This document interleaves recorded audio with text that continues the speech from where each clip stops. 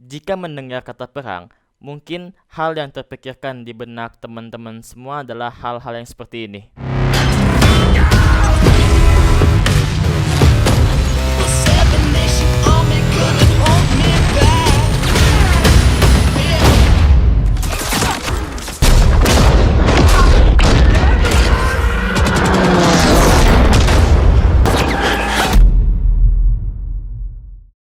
Tapi tahu gak sih, kalau perang itu ternyata ada aturannya, yaitu namanya hukum humaniter.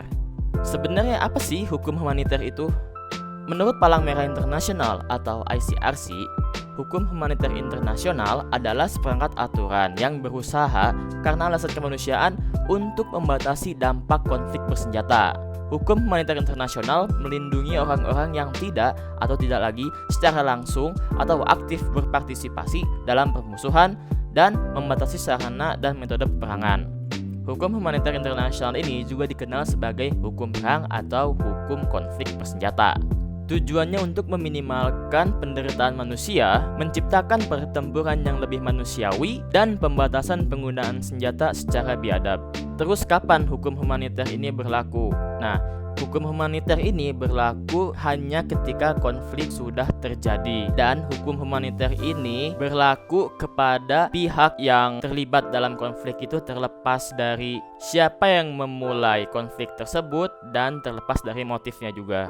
Hukum humaniter memiliki 4 prinsip dasar. Yang pertama itu humanity, military necessity, distinction, dan yang keempat adalah proportionality. Nah, tentu belakangan ini kita tuh dihebohkan dengan perang di Eropa, yaitu perang Rusia dan Ukraina. Dan tentu saja hukum humaniter pun berlaku di konflik itu. Perang Rusia dan Ukraina ternyata tidak hanya memberikan krisis energi di benua Eropa, tetapi juga menyengsarakan masyarakat sipil di Ukraina itu sendiri.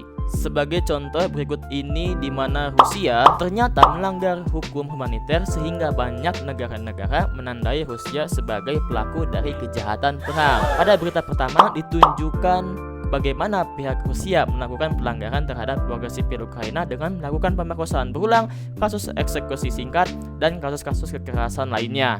Pada berita kedua kita diberitahu bahwa Rusia yang menyerang fasilitas kesehatan. Pada berita ketiga, Will dari Human Rights Watch mengatakan tentara Rusia menembaki kendaraan yang lewat di pos pemeriksaan tanpa upaya untuk memverifikasi apakah penumpangnya adalah warga sipil atau bukan.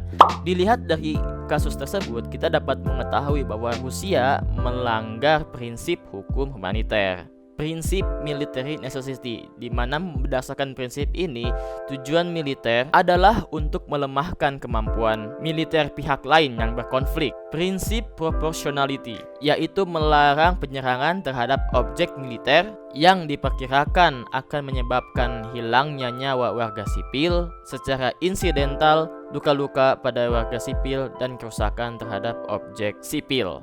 Prinsip distinction, di mana berdasarkan prinsip ini pihak yang berkonflik harus bisa membedakan antara warga sipil dan militer, antara objek sipil dan objek militer, dan tujuan penyerangan hanya boleh dilakukan kepada objek militer. Dan tentu di atas itu semua ada prinsip kemanusiaan yang dilanggar oleh Rusia. Oleh karena itu, PBB sebagai organisasi internasional tidak tinggal diam melihat kondisi tersebut terjadi. Dilansir dari kompas.com, Majelis Umum PBB mengadakan pemungutan suara yang akan meminta Rusia bertanggung jawab atas pelanggaran hukum internasional dengan menyerang Ukraina, termasuk dengan membayar ganti rugi. Lalu, kenapa harus ganti rugi?